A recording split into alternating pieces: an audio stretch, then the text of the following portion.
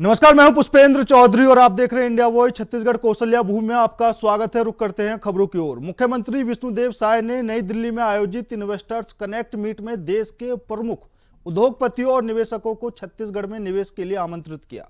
उन्होंने राज्य की नई औद्योगिक नीति 2024 को लेकर 30 खूबियों को साझा करते हुए इसे निवेशकों के लिए बेहद अनुकूल बताया। कार्यक्रम में शामिल हुए प्रमुख उद्योगपतियों से छत्तीसगढ़ सरकार को 15,184 करोड़ के निवेश प्रस्ताव भी मिले हैं। मुख्यमंत्री साय ने निवेशकों को संबोधित करते हुए कहा कि छत्तीसगढ़ निवेश के लिए असीम संभावनाओं वाला राज्य है। हमारी नई औद्योगिक नीति उद्योगों को कर, भूमि और बिजली में छूट के साथ सिंगल विंडो क्लियरेंस जैसी सुविधाएं देती है। यह नीति न केवल उद्योगों की स्थापना बल्कि रोजगार सृजन पर भी जोर देती है।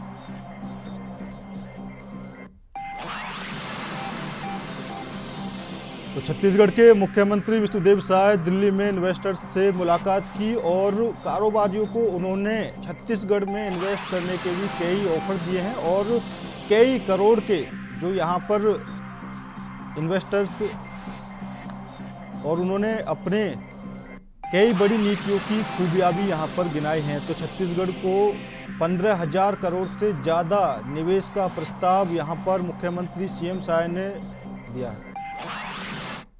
आग्रह है कि छत्तीसगढ़ आप लोग आइए, वहां पर इन्वेस्ट करिए।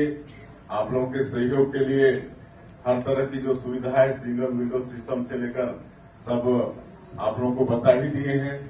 और हमारी जो टीम है उद्योग जगत में उनका फोटो सहित यहाँ पर बताए हैं।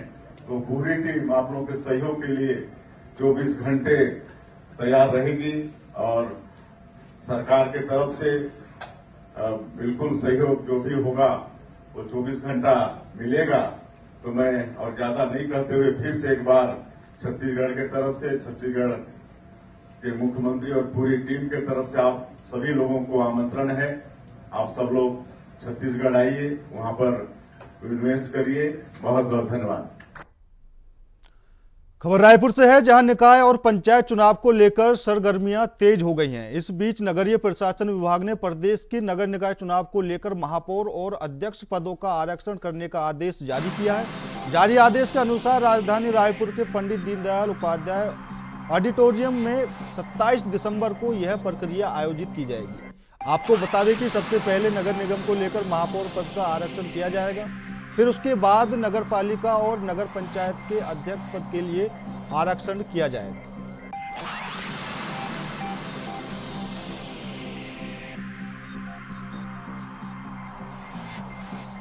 तो नगर निकाय चुनाव को लेकर तैयारियां तेज हैं और सरगर्मियां बढ़ चुकी हैं। वहीं आरक्षण की तैयारी भी जारी है। पार्टियों में जो नगर निकाय चुनाव को लेकर है वो तैयारी में जुटी हुई है। महापौर और अध्यक्ष पदों पर चुनाव होना है। 27 दिसंबर को आरक्षण की सूची भी तैयार होगी। तो वही नगर निकाय चुनाव को लेकर जिस तरीके से छत्तीसगढ़ के अंदर हलचल तेज हो चुकी है, सभी पार्टियां नगर निकाय चुनाव की तैयारी में जुट चुकी हैं। तो आरक्षण की तैयारी को लेकर भी यहाँ पर कई पार्टियों की टेंशन बढ़ती दिखाई देती है।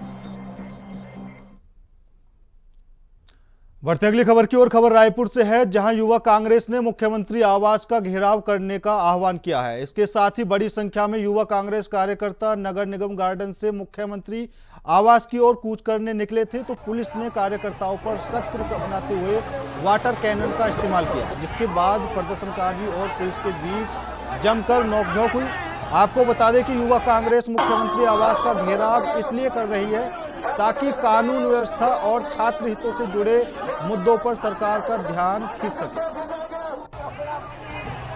तो रायपुर में कांग्रेस का ये प्रदर्शन देखने को मिला है, जहां पर मुख्यमंत्री आवास का घेराव करने के लिए कांग्रेस के कार्यकर्ता निकले थे, लेकिन पुलिस ने उनको रोक दिया। पुलिस ने वाटर कैनन का इस्तेमाल कांग्रेस के कार्यकर्ताओं पर किया है और कई अहम मुद्दों को लेकर कांग्रेस सीएम आवास का घेराव करने के लिए जा रही थी। तो पुलिस ने कांग्रेस कार्यकर्ताओं को रोक दिया और वाटर कैनन का भी इस्तेमाल किया है।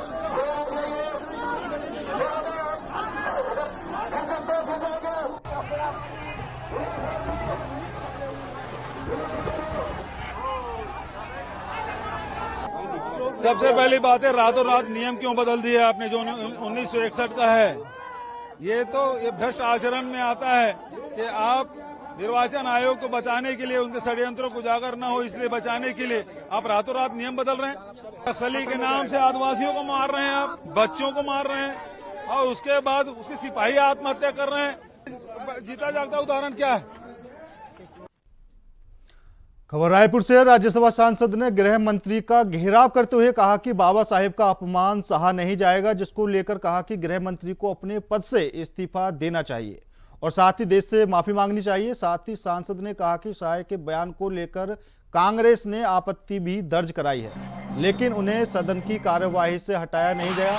बीजेपी हमेशा से लोकतंत्र और संवैधानिक के मूल्यों के प्रति दिखाने का कोई मौका नहीं छोड़ती।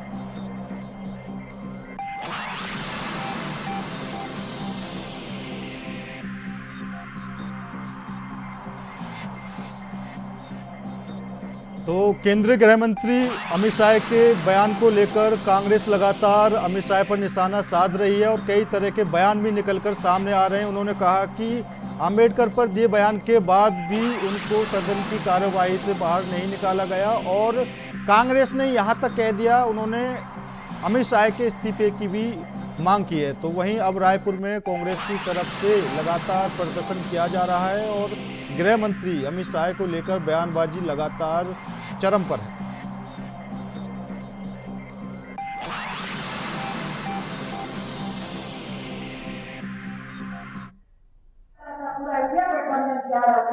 उन्होंने आरोप प्रत्यारोप किए और जब हम लोग सदन में प्रोटेस्ट कर रहे थे, पूरा विपक्ष उल्टा हमारे राज्यसभा के अध्यक्ष और हमारे राष्ट्रीय अध्यक्ष खड़गे जी के साथ हम लोग उनके पीछे खड़े थे। मैं उनके बगल में थी, प्रियंका जी हम लोग के सामने थी, उधर राहुल जी थे। तो हमारे अध्यक्ष के साथ धक्का मुक्की की, उनका नी का ऑपरेशन हुआ है, उनको जबरदस्ती धक्के से बैठना पड़ गया।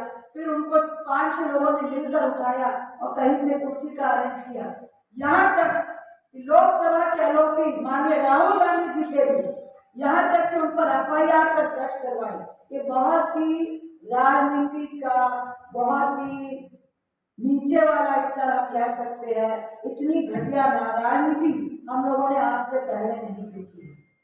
हम लोग पूरे देश में बाबा साहब भीमराव अम्बेडकर जी का अपमान नहीं सहेंगे, संविधान का अपमान ये देश नहीं सहेगा। पूरे देश में ये आग लग चुकी है, इन्होंने बाबा साहब का अपमान किया है। हम लोग चाहते हैं जब तक अमित शाह जी इस्तीफा नहीं देते हैं, जब तक अमित शाह जी होम मिनिस्टर भाजपा के सेंट्रल गवर्नमेंट के माफी नहीं मांगते हैं, तब तक पूरे देश में हम इस संविधान के अपमान और बाबा साहब के अपमान के लिए चुप नहीं बैठेंगे। और पूरे देश में पूरे मीडिया के माध्यम से हम लोग ये डिमांड रख रहे हैं कि होम मिनिस्टर अमित शाह का इस्तीफा होना चाहिए और प्रधानमंत्री को गलती माननी चाहिए और उनको क्षमा के लिए बोलना चाहिए और उनको पूरे देश से अमित शाह जी को बाबा साहब का अपमान करने के लिए माफी मांगनी चाहिए। कांकेर में पुलिस को नक्सल विरोधी अभियान में बड़ी सफलता हाथ लगी है। पुलिस ने 25 लाख रुपए के इनामी सीनियर माओवादी कैडर प्रभाकर उर्फ बालूमरी नारायण राव को कांकेर जिले में गिरफ्तार किया है। वह पिछले 40 सालों से माओवादी संगठन में सक्रिय था और कई राज्यों में नक्सली गतिविधियों को अंजाम दे चुका है। आपको बता दें कि प्रभाकर राव छत्तीसगढ़ सहित ओडिशा, बिहार, झारखंड और पश्चिम बंगाल में माओवादी संगठन के शीर्ष नेताओं का करीबी सहयोगी है। वह उत्तर सब जोनल ब्यूरो के लॉजिस्टिक सप्लाई और मोपॉक यानी मोबाइल पॉलिटिकल स्कूल का प्रभारी था। माओवादी संगठन में 1984 में शामिल होकर प्रभाकर राव ने पार्टी सदस्य के रूप में कार्य शुरू किया और विगत 40 सालों से सक्रिय रहकर अलग अलग क्षेत्रों में नक्सल गतिविधियों को अंजाम दिया।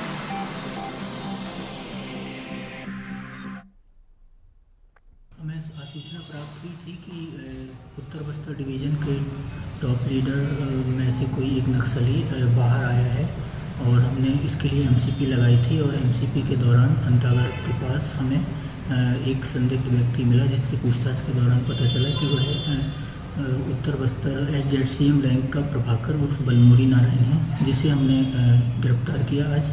और उसके खिलाफ जो पहले से पंजीबद्ध अपराध थे उसमें हम उसको गिरफ्तार करके आगे की कार्रवाई के लिए जेल भेज रहे हैं। यह जो अपराधी है बलमुरी नारायण राव या प्रभाकर SZCM रैंक का है और इसके खिलाफ छत्तीसगढ़ गवर्नमेंट ने 25 लाख का इनाम भी रखा है। इसके खिलाफ छत्तीसगढ़ में कई जिलों में अपराध हैं और यहाँ भी बहुत सारे इसके अगेंस्ट बाहर में पेंडिंग है। वर्तमान में यह नॉर्थ सब जोनल ब्यूरो का लॉजिस्टिक एवं सप्लाई का इंचार्ज था। इसके अलावा मोपोस्ट टीम का भी इंचार्ज था। फिलहाल रुकते हैं छोटे से ब्रेक के लिए। ब्रेक के बाद खबरों का सिलसिला लगातार जारी है। ब्रेक के बाद एक बार फिर आप सभी का स्वागत है। रुक करते हैं अगली खबर का। जांजगीर जिले के नवागढ़ नगर पंचायत अंतर्गत बस स्टैंड के पीछे खुले मुंह का कुआं स्थानीय निवासियों के लिए बड़ा खतरा बना हुआ है। इतना ही नहीं, बस स्टैंड के पास पार्क भी है जहां छोटे बच्चे खेलते हैं। ये कुएं के पास भी आते जाते हैं जिससे बड़े हादसे की आशंका बनी रहती है। स्थानीय लोगों ने कई बार प्रशासन और जनप्रतिनिधियों को इस मुद्दे से अवगत कराया, लेकिन अब तक कोई कार्रवाई नहीं हो पाई है। ऐसे में जिला प्रशासन और नगर पंचायत के जिम्मेदार लापरवाह साबित हो रहे हैं। आपको बता दें कि यह कुआं पूरी तरह खुला हुआ है और इसके पास खेलते बच्चों की सुरक्षा को लेकर गहरी चिंता है। साथ ही बेसहारा जानवरों के लिए यह कुआं जानलेवा साबित हो सकता है। इस कुएं को तुरंत लोहे के जाल से ढकने की आवश्यकता है।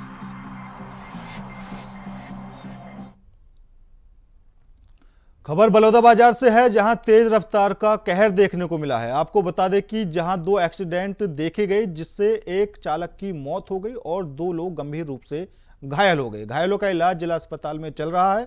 तो वहीं इस घटना की सूचना मिलने पर पुलिस मौके पर पहुंची और दुर्घटनाग्रस्त वाहनों को हटाकर यातायात को सामान्य कराया।